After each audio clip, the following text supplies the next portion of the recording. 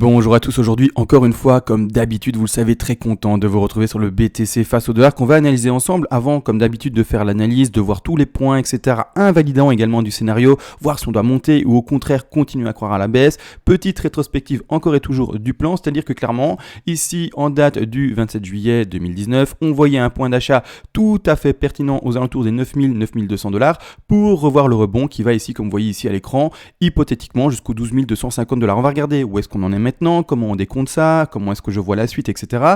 Et il faut également comprendre que moi je parle à qui, parce que je vois de temps en temps dans les commentaires des commentaires d'investisseurs. En fait, je parle pas aux investisseurs durant mes analyses, durant mes vidéos, je parle aux traders. C'est-à-dire qu'un trader est quelqu'un qui va acheter un point pour le revendre assez rapidement. L'investisseur, lui, au contraire, est quelqu'un qui va acheter pour revendre par rapport, en tout cas au trader, vraiment dans un terme qui est beaucoup plus long, c'est-à-dire 1 an, 2 ans, 3 ans, 10 ans, 20 ans, 30 ans, que sais-je, d'accord? Donc clairement, il faut comprendre que je ne parle pas aux investisseurs quand j'invite par exemple à ouvrir un trade haussier dans un point d'achat. D'accord, c'est très important à comprendre parce que parfois dans les commentaires je lis du coup on va peut-être pas descendre plus bas, etc. Mais où est le problème en fait? Quand on est trader, on s'en fout finalement parce que tout ce qu'on veut jouer c'est des mouvements avec un pourcentage de rentabilité.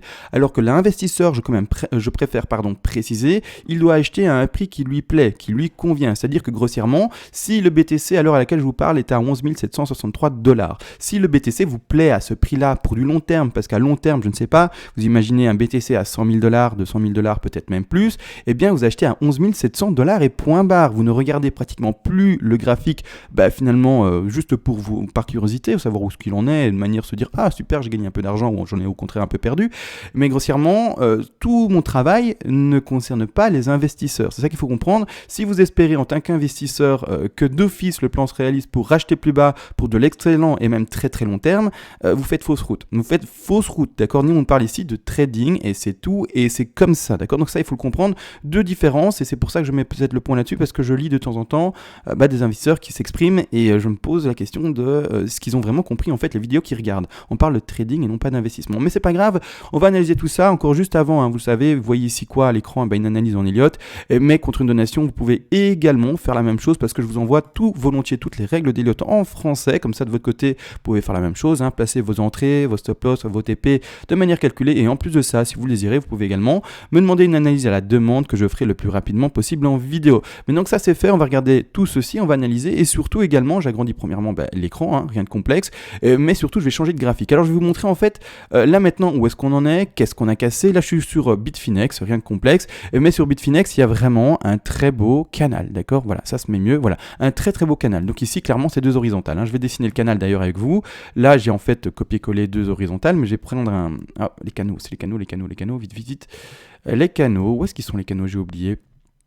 Ici dans les lignes, pardon, et les parallèles channels. Donc ici clairement, voilà, j'installe un canal, j'essaye de le mettre comme suit, d'accord, hop, je mets là plus bas, c'est-à-dire que maintenant je vais allonger mon canal, comme suit, voilà, et vous voyez, il y a un parfait canal, un canal parfait pour le moment, qu'on vient du coup de breaker. Alors attention, c'est pas parce qu'on a cassé le break ici que d'office, maintenant c'est to the moon, c'est pour ça que pour moi, je vous annonce pas déjà maintenant un to the moon. Je vais attendre un niveau de cassure de Fibonacci si on doit monter, c'est très important à comprendre, d'accord? Donc ici clairement, là le niveau pour le moment n'invalide pas le scénario baissier, d'accord? Qu'est-ce qu'il faudra casser pour invalider mon scénario baissier et se dire ça y est, maintenant le trade façon que certains traders ont initié là pour remonter, il est parfait, vous êtes gagnant, c'est très bien. Mais à un moment, on va attendre une correction pour acheter. Encore une fois, on ne rentre pas dans le train là maintenant, c'est trop tard, on va en parler, je vais vous montrer pourquoi.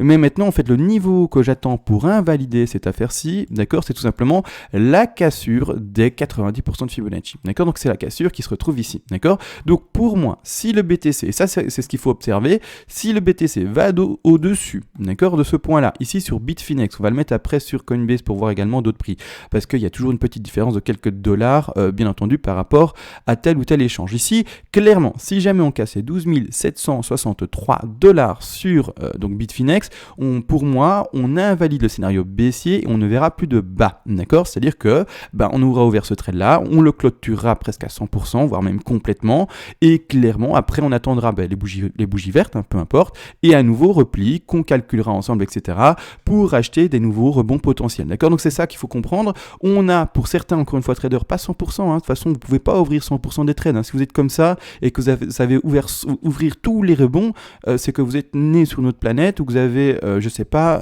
un champ de trèfle à 4 feuilles dans votre jardin. Clairement, il faut comprendre que non, vous ne pouvez pas ouvrir toutes les opportunités et qu'il y a des opportunités qui vont vous échapper. D'accord? Donc ici, il y a des traders qui ont l'opportunité, ils sont très contents, il y en a d'autres qui ne l'ont pas. D'accord? Mais peu importe, c'est pas ça la chose, c'est que là maintenant, pour ne plus voir les plus bas et ne plus avoir du coup l'opportunité d'ouvrir un trade et pas l'achat long terme pour investissement, on ne parle pas du tout de ça, mais d'ouvrir un trade à partir des 6000, 7000, 8000, eh bien, il y a un niveau à pas casser qui est celui-ci et qui est le suivant. C'est-à-dire que maintenant, ce qu'on va faire, mais on va repartir maintenant sur l'autre graphique, en Ilot Wave, on va regarder ça.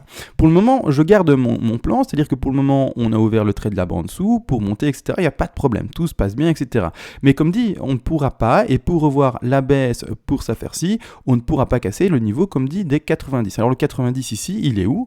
Sur Coinbase en tout cas, on prend la même chose, hein, sauf que c'était sur Bitfinex à côté, avant je ne sais plus, mais c'est pas grave, et on ne pourra pas casser sur Coinbase plus précisément, et bien ce niveau-ci, d'accord? Ce niveau qui est indiqué ici aux alentours des 12 795 $ ici plus précisément sur Coinbase. Donc dès qu'on cassera ça à la hausse, pour moi clairement, eh bien on n'attendra plus les plus bas et il faudra ouvrir des trades plus tard pour les petits replongeons qu'on pourra refaire, les petites corrections qu'on pourra refaire pour bien repasser dans le train. D'accord? Et on recalculera comme d'habitude ça ensemble pour retrouver des points d'achat.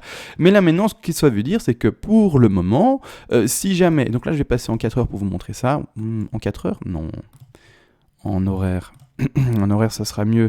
Je suis obligé à chaque fois de repousser, comme vous voyez, mon sommet de 3, obligé, d'accord, parce que le RSI, clairement, si j'arrive à l'indiquer, eh bien, nous fait, donc ici, ça nous fait toujours des plus hauts, d'accord, on le voit. Là, pour moi, et du coup, en fait, ici, ça m'indiquerait une sous 3, d'accord, une sous 3, une correction de 4, et puis enfin, la divergence de la 5 pour les sous-vagues ici. Clairement, ça repousse le sommet, eh bien, notre 3 en mauve, donc clairement, l'intensité se montre très forte pour le BTC. Donc vraiment, je commence par rapport à la sous-vague 3 qu'on peut observer ici, doucement à croire à déjà une hausse, même si on n'a toujours pas cassé le niveau invalidant, il faut le savoir, d'accord? Donc ici clairement, c'est-à-dire que là maintenant, si on est enfin et bel et bien sur le sommet de 3, vu la correction qu'on a fait maintenant et la belle bougie rouge d'avalement baissier, clairement enfin on peut réadapter ces targets de 4 ici pour rentrer dans le train haussier, hein, d'accord, bien entendu.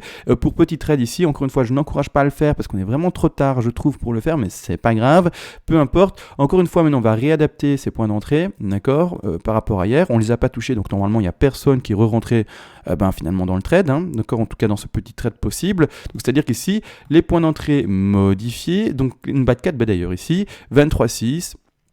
D'accord, donc point d'entrée qui est propre maintenant, d'accord, point d'entrée potentiel, 38,2 et 50, d'accord. On rappelle encore une fois, la 2, est-ce qu'elle était puissante ou pas? Elle était puissante, c'est-à-dire qu'on devrait revoir, comme dit, une correction plutôt faible qui, eh bien, du coup, peut déjà rebondir là. D'accord, 4 ici, voire au 38,2. Plus, moins, ici, c'est-à-dire plus, c'est-à-dire aller à 50, voire même plus bas. Non, c'est pas dans les statistiques et c'est pas comme ça qu'on doit le calculer. Donc maintenant, clairement, par rapport à ce qu'on nous dessine, on a enfin potentiellement déjà maintenant une potentielle entrée en trade pour un long maintenant. Si jamais ça descend plus bas, vous faites prendre votre stop et l'autre potentielle entrée à prendre, c'est celle-là. D'accord? Après, je testerai plus parce que c'est trop puissant par rapport en tout cas à ce que je connais. D'accord? Peu importe, encore une fois, chacun son trade. Malgré tout, maintenant, si maintenant c'était déjà le rebond là, parce qu'on vient de toucher les 23,6, on va zoomer dessus, voir si on le touche vraiment très précisément pas. On touche la zone des 23,6 et on rebondit. D'accord? Donc maintenant, si jamais ça, d'accord, c'est déjà le bas, d'accord, quelles sont les potentielles projections, encore une fois, de la 5? On va regarder ça ensemble. Je vais retirer le petit rectangle rouge ici qui gêne à l'écran, d'accord, on va maintenant regarder ça ensemble. C'est-à-dire que là, maintenant, comme d'hab, je retire d'ailleurs ce Fibonacci de retracement, je prends mon petit Fibonacci d'extension que j'essaye de placer si j'y arrive. Donc là, en horaire, c'est trop petit, je vais passer en 4 heures pour avoir plus de facilité. Voici, je vais bien centrer ça comme suit, voilà. C'est-à-dire que là, maintenant, avec ce qu'on peut connaître et ce qu'on peut voir, encore une fois, les sous-vagues ici en jaune ne sont pas du tout invalidés, il faut le savoir. Hein. On voit ça, c'est-à-dire que clairement, les objectifs d'une 5, je les rappelle encore et toujours, ce sont les suivants, ce sont les 100%, les 161,8 et les 261,8% de Fibonacci dans ce contexte-ci. C'est-à-dire qu'on pourrait reconnaître une 5 et qui s'arrête dans toutes ces targets-là, si on a bel et bien trouvé la 4 là. Hein. Il faut bien entendu se réadapter par après. Donc c'est-à-dire que là, maintenant, les targets que je vais indiquer, d'accord, pour le moment, toujours plan baissier, attention. Hein. Donc là, maintenant, on a une target ici, je vais l'indiquer là. Mettant en rouge pour montrer que finalement c'est des take profits potentiels. Donc ici vous achetez par exemple là et vous revendez petit à petit votre position. On a un take profit qui se place ici en tronqué, c'est pas du tout ce en quoi en tout cas j'ai envie de donner une prédilection. Les tronqués c'est tellement beaucoup plus rare que clairement je ne le prédis pas, ou en tout cas pas prédis pas, mais c'est pas ça que je dis, mais donne une prédilection, un avantage bien entendu au scénario. Par après on a un scénario qui peut aller chercher les 161,8% de Fibonacci, une 5 qui s'arrêterait là, d'accord. Et pour terminer, et bien encore et toujours dans ce scénario baissier, on irait potentiellement chercher les 261,8% de Fibonacci qui vont chercher cette zone de résistance jaune qu'on ne peut pas casser, d'accord. C'est-à-dire que clairement, cette 5 peut s'arrêter là, là ou là, et attention, ici ne peut pas casser ce niveau-là, d'accord. Si jamais ça casse ce niveau-là, ça sent mauvais, d'accord. Pour moi, ça va monter. Donc pour le moment, les Fibonacci, sauf si on va voir plus bas, et du coup, on va corréler encore plus avec un scénario baissier potentiel, mais pour moi, tiennent encore, d'accord. Malgré tout, aujourd'hui, il est très important, et donc c'est-à-dire que pour moi, le scénario baissier, il tient encore, d'accord. Pour moi, on a encore un potentiel d'aller rechercher des trades ouverts là-bas en bas, d'accord. On ne doit pas se repositionner par rapport aux futurs trades à attendre. Maintenant, si jamais, pour les traders, j'insiste quand même, si jamais on casse ce niveau, comme dit, du coup, qu'est-ce qui va se passer à l'écran? On va devoir modifier ça. On va devoir le modifier, c'est obligé, d'accord. Donc pour le faire et pas effacer mon plan ici, qui est pour le moment toujours valide, je vais changer de graphique. Je vais aller sur l'autre graphique, qui était, si je ne me trompe pas, Bitfinex. C'est lequel ici? Oui, c'était Bitfinex, parfait. On va sur ce graphique-ci, on reste en 4 heures, ou en daily, peu importe, on reste en 4 heures, et je vais être obligé, d'accord, si on casse le niveau jaune, de commencer à être bull, d'accord, c'est important. Et encore une fois, les émotions, tout ça, on oublie, il n'y a pas d'émotion, on peut se remettre en question, on peut bien entendu dans un trade se remettre en position, etc. Il n'y a pas de problème. De toute façon, le trade est gagnant, je n'ai jamais ici incité un trade perdant, donc je suis très content, d'accord. N'empêche ici, maintenant, le trade va être clôturé presque à 100%, en tout cas pour la plupart des personnes. C'est-à-dire que ce que je vais devoir dessiner en votre présence ici, c'est une 1, 2, 3, 4 et 5. Si le plan est invalidé baissier. Donc je vais monter une 1, je vais montrer une 2, je vais monter une 3, à attendre, je vais montrer une 4 et puis une 5. D'accord. Donc si ça pète ce niveau jaune, c'est pour ça que je le mets au-dessus, c'est parti. Je vais être obligé de partir en impulsive. Obligé, c'est-à-dire voir des plus hauts et voir vraiment déjà enfin un scénario qui monte. C'est-à-dire que clairement également, scénario de plus grande envergure. Alors là en 4 heures, est-ce que ça, en 4 heures ça sera plus petit? Je vais mettre en daily, comme ça j'aurai encore plus de facilité également pour poser mes fibos et surtout mes points. Mais ce qui veut dire en daily, je vais indiquer ça. Alors je vais le changer de couleur, je vais le mettre en bleu, je vais le mettre en épais, je vais après changer également tout simplement la time frame, je vais indiquer ma 1-2, comme indiqué, ça change pas. Notre 3 qui a été trouvé, notre 4 que je devrais obliger valider là-bas en dessous. Et ensuite projeter la 5, d'accord. Et faire les projections de 5 et voir des plus hauts avec cette affaire-ci. C'est ce qu'on va d'ailleurs faire également aujourd'hui. Le problème également, ça je l'avais déjà dit, c'est important. Je vais vous montrer où est le problème en fait pour la projection de 5. C'est vraiment très important à voir. Ici, clairement, il faut comprendre que cette 3 vers cette 4 et surtout la 2 vers la 3 étaient en extension, en étendue, vraiment très puissante. C'est-à-dire que si on prend notre petit Fibonacci ensemble, vous allez le voir, c'est comme ça et c'est pas autrement, malheureusement. Si on le prend ensemble ici, vous voyez, on a dépassé les 423. On est en étendue de dingue, d'accord, on est en étendue de dingue, c'est-à-dire que clairement, si je pose ça au bas de ma 4, d'accord, la 5 ici, elle pète tout, d'accord. Donc, clairement, on doit également attendre une 5 qui sera, elle aussi, logiquement, en étendue pour avoir des plus hauts. Pour travailler cette 5-là, je ne vais pas travailler ce Fibonacci-là, qui n'est plus possible de travailler. Également, pour ceux qui, là, je vais mettre ça de côté, pour ceux qui partent potentiellement dans ceci, d'accord, dans une 1, 2, 3, 4, 5. Pour le moment, je ne pars pas du tout là-dedans, pour le moment pas, d'accord, dans le scénario que je vous montre, d'accord. Mais pour ceux qui partent dans une 2, je sais pas, une 3 là potentielle, c'est pas du tout ce que je décompte, mais peu importe, une 3 là, une 4 là, puis après en fait, qui ont indiqué ça, et qui veulent partir, du coup dans ceci, alors je vais changer la couleur, je vais mettre en jaune comme ça on le voit, et du coup dans un plan plus grand mais différent, partir dans une 1 ici, d'accord, puis après trouver une 2 qui pour le moment doit être validée là, et puis après 3, 4 et 5, pourquoi pas, moi c'est pas le décompte que je trouve, etc. Mais maintenant, pourquoi pas? Après, je prendrai le temps également de voir si je me suis potentiellement trompé, mais pourquoi pas? Mais ça veut juste dire également que ici, la correction de la 2 qui s'est faite ici est extrêmement faible, d'accord? C'est important à comprendre également. La correction de 2 qui est mise ici, si c'est bel et bien ça, une 2 pour ceux qui sont dans ce plan-ci, eh bien, la correction n'aurait été cherchée qu'un tout petit peu au-delà des 38,2. D'accord? Une 2, c'est extrêmement rare, d'accord, quand elle va chercher ce niveau-là. Une 2, la plupart du temps, va chercher entre les 50 et les 61,8. Ça, carrément, en fait, ça correspond beaucoup plus à une 4, d'accord? Il faut le savoir. C'est-à-dire que ici, la 2, si c'est ça, devrait trouver là. Hein? Pourquoi? Parce qu'encore une fois, statistiques, on va vite regarder le PDF. Ensemble, les statistiques, elles sont ici. On va regarder vite les stats. Ensemble, ici. Dire qu'on est dans la vague 2, la vague 3. Ah oui, c'est les vagues 2, excusez-moi. Dire qu'ici, vous voyez, on a 73% de chance qu'une 2 corrige entre les 50 et les 61,8.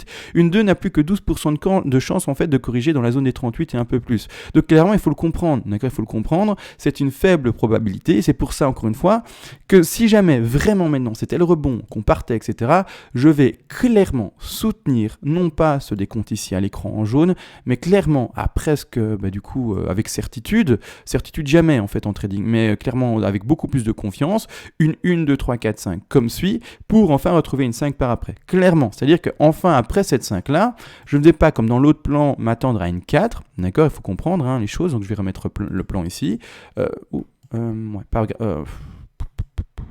Excusez-moi. Donc clairement, il faut comprendre que si jamais vous voyez ça comme ceci, vous, peu importe, selon votre plan de trading, une 2, une 3, pas une 3 sur rêve placé, puis une 4 et puis une 5. Moi, personnellement, ce sommet de 5-là, après ça, j'aurais indiqué un sommet de 1 et je m'attendrai à un crash plus fort. Alors que vous, en tout cas ceux qui ont un autre plan indiqué ici à l'écran, vous attendrez une 4 beaucoup plus faible. D'accord? Mais encore une fois, voilà. D'accord? On part avec les statistiques et tout. C'est pour ça que pour ma part, le plan ici en jaune est moins valide et moins potentiellement, possible par rapport au plan bleu que je vous montre. Donc ici, on partirait encore et toujours dans une 5. Donc comme dit, la 5 pour le moment, impossible de la travailler. La seule chose qui va me permettre de trouver le sommet de 5 là, c'est les sous-vagues ici. D'accord? Les sous-vagues ici, si bien entendu, vous le savez, elles se valident. Pour le moment, si ça ne casse pas ce niveau-là, on reste encore et toujours sur une clôture de trade pour retrouver des plus bas. C'est important à comprendre, d'accord? Mais malgré tout ici, si jamais on pète, on monte. On monte et c'est tout, et c'est comme ça. Les émotions, encore et toujours, on met de côté. Donc si jamais on pète ça, du coup, les objectifs, seront les suivants. On va mettre les objectifs ensemble. Premièrement, minimum, on part ici sur le Bitfinex. J'ai pas pris le bon. Ce que je veux, c'est prendre mon Fibo en fait. C'est à faire ci et en fait mettre mon aimant surtout. Donc on part sur une 1, on part sur une 2, on part également, là maintenant on touche d'ailleurs pile poil les 161,8% de Fibonacci pratiquement. On est vraiment sur Bitfinex. D'ailleurs, je me demande ici sur Coinbase où est-ce qu'on en est par rapport à ce niveau-là. On va regarder. Ici également pratiquement, c'est-à-dire que oui, c'est normal qu'il y ait un gros niveau de frein à ce niveau de prix-ci, donc c'est-à-dire aux 12 358 $. Il y a un gros niveau de frein, c'est tout à fait normal, d'accord? Donc clairement, voilà, le plan pour qu'il continue à baisser. Donc je suis resté sur Bitfinex, mince, je voulais changer sur Coinbase. Donc maintenant c'est mieux. En fait, à chaque fois, il y a l'auto également qui se met, ça me gêne à mort l'auto, donc c'est-à-dire l'échelle automatique qui se met, c'est juste complètement dérangeant en fait. Donc ici, on s'approche également tout proche des 161,8, d'accord? Donc il faut le comprendre que oui, c'est normal qu'il y ait un frein très important, n'empêche si on le pète, il n'y a pas de problème, d'accord? Et également, vous voyez qu'ici, on a un objectif de 5 qui s'approche très bien des 161,8. Donc pour le moment, il n'y a pas de problème, on voit encore et toujours le BTC descendre. Mais maintenant, si, bien entendu, on part dans l'autre plan, c'est-à-dire que, on pourra poser notre sommet de 3, soit à 161,8, pourquoi pas, mais vraiment pour vraiment être plus pumpy et vraiment partir dans un scénario avec plus de certitude, il faudrait quand même casser cette jaune pour vraiment trouver plus de certitude. Maintenant, vraiment, si on reste là en dessous et qu'on reste dans quelque chose de piégeur, d'accord, bien entendu, c'est possible. Mais malgré tout, pour avoir un vrai signal aussi, il faut casser ce niveau jaune et on attendrait du coup les 200, mais c'est beaucoup plus rare, voire même les 261,8, d'accord? Donc on va partir aujourd'hui, dans la spéculation, on irait chercher les 261,8 pour cette 3-là. C'est-à-dire un niveau qui va ici aux 14 371 $, qu'on pèterait l'ancien plus haut, comme vous le voyez ici, par après une correction de 4. Correction de 4, on a fait une 2 extrêmement puissante. Si c'est ça une 2, c'est une 2 extrêmement puissante. Dans ce cas-là, je passe bien de façon à 3, on est dans une projection de prix encore une fois, on est des mois voire des semaines à l'avance. Donc ici clairement, c'est-à-dire que notre 4 va corriger normalement à 23,6, 38,2 plus non, d'accord? Donc on va même, vu la force de la 2, plutôt privilégier une 23,6. Donc vraiment une 4 vraiment assez faible. Dans ce cas-là, je retire ça, je vais mettre encore une fois ma projection par rapport au bas de 4 qui est spéculé, et la 5 dans ce cas-là, qu'est-ce qu'elle va chercher? Encore une fois, vous le savez, les 100, les 161,8 et les 261,8 par rapport à cette projection-ci. Donc on aura les targets suivantes que je vais mettre en rouge.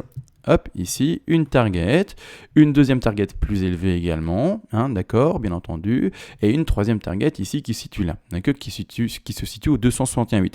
Donc pour ces targets-là, comment est-ce qu'on peut re-rentrer dans le train? C'est quand on aura retrouvé ce sommet de 3 et la correction de 4, et on jouera la correction de 4 pour jouer le sommet de 5, d'accord? Mais pour le moment, non. Pour le moment, là, on ne joue pas ça. Pour le moment, on reste encore vraiment avec un potentiel baissier pour le BTC, etc. Là, je vous montre juste le plan alternatif à l'avance. Si jamais, eh bien, il faut se remettre en position. Parce que clairement, j'ai pas envie de faire le jour où ça devait arriver, vous montrer le plan. Comme ça, vous, de votre côté, pouvez également, bien entendu, vous remettre en position, etc. Et vous savez comment adapter votre aide et vos prochaines positions d'entrée. Donc ici, clairement, il faudra comprendre que le BTC, par rapport à ceci, s'il fait un développement normal, hein, sans des étendues, etc., pourra aller chercher la zone des prix des 15 159 $, avec bien entendu une 3 qui va là, hein. Si la 3 va plus haut, on aura des projections plus haut. Mais pour le moment, comme on ne sait pas, eh bien on fait avec ce qu'on a, d'accord? Également le prix ici des 16 404 $, et pour terminer les 261,8 qui sont ici les prix des 18 400 $. Alors ça veut pour le moment dire pas grand chose, parce qu'on attend bien entendu la validation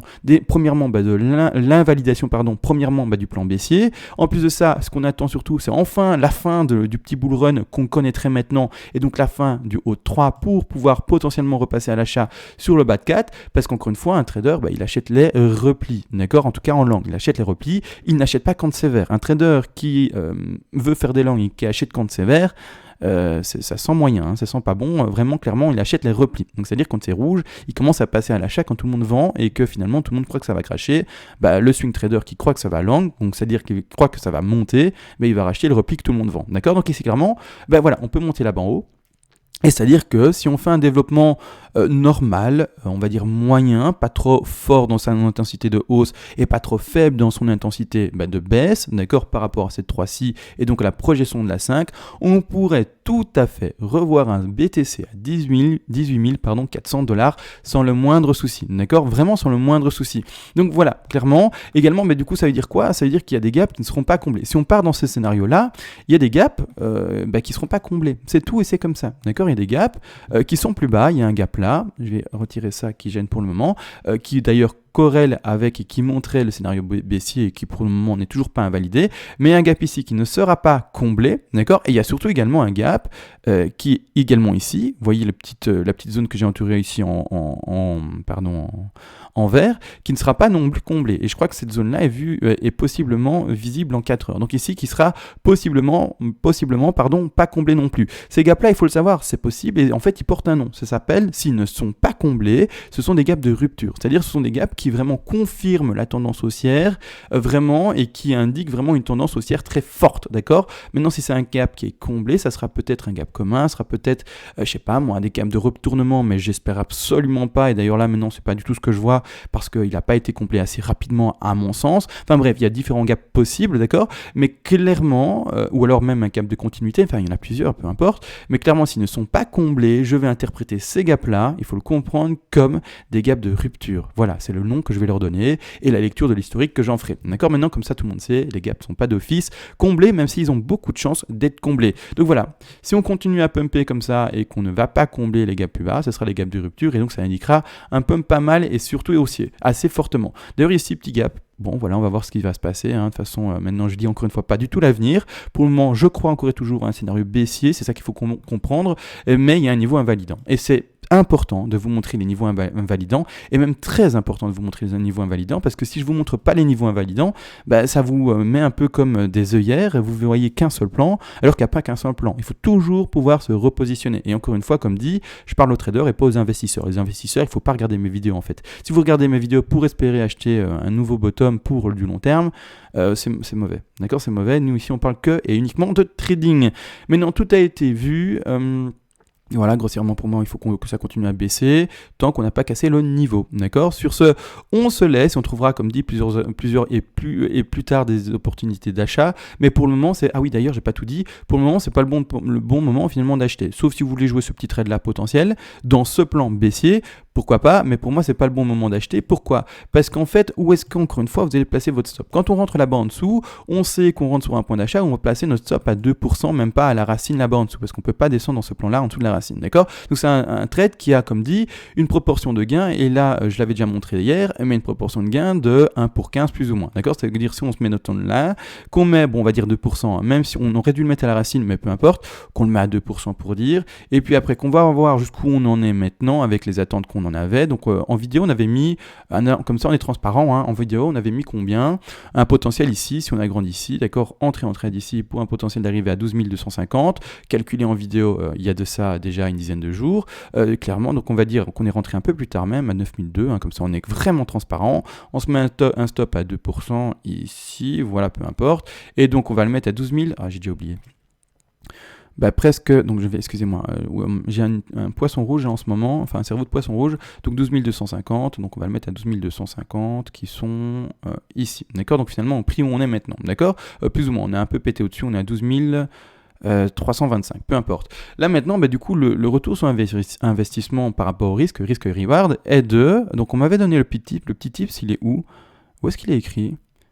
Bah, je ne vois pas. 38%, oui, bon, je ne vois pas. Mais grossièrement ici, ah voilà, ici le ratio, pardon, parfait, le ratio est là. Donc là en fait on a un ratio, d'accord, de 14, de 1 pour 14, d'accord, c'est-à-dire que clairement, c'est ça, oui c'est ça, 1 pour 14, hein, donc ici clairement on a 2 pour 32, donc 1 pour 14, donc vous voyez c'est très propre, d'accord, très très propre, très content bien entendu du ratio, mais c'est-à-dire que si vous rentrez trop tard, alors par rapport au plan indiqué, hein, si vous avez un autre plan et tout, c'est différent, mais par rapport au plan indiqué qui est baissier, si vous rentrez maintenant,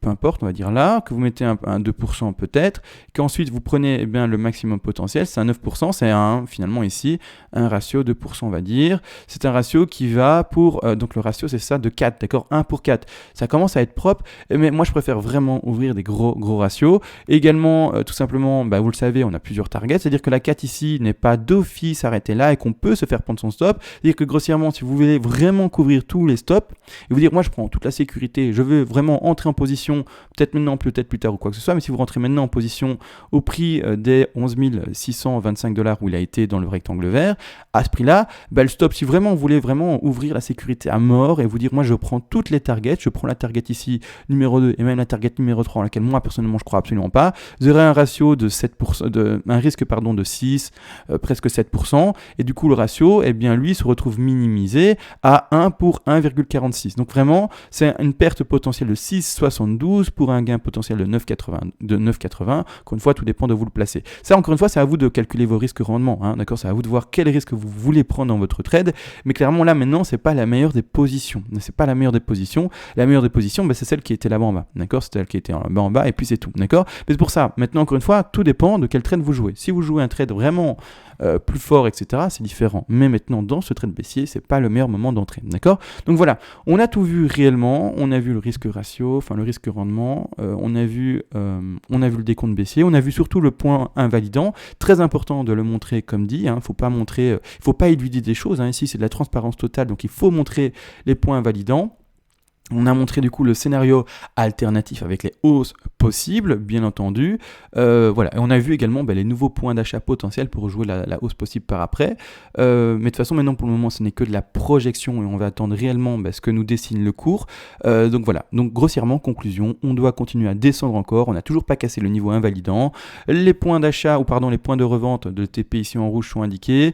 Ne casserait pour la majorité pas le niveau invalidant. Donc pour le moment, clairement, je reste encore toujours dans un potentiel baissier pour ma part, d'accord? Donc on ne change pas encore une fois de plan comme de chemise, c'est important à le comprendre, d'accord? Même si on doit déjà bien entendu l'avoir travaillé à l'avance, parce que c'est pas quand on casse quelque chose qu'on doit commencer à paniquer et se dire oui maintenant on a cassé ça, qu'est-ce que je dois faire, comment je dois m'adapter, etc. Non, tout a déjà été vu à l'avance, bien entendu. Sur ce, on se laisse encore une fois, on se retrouve d'ici quelques heures à mon avis de façon pour d'autres analyses comme d'habitude, et ciao.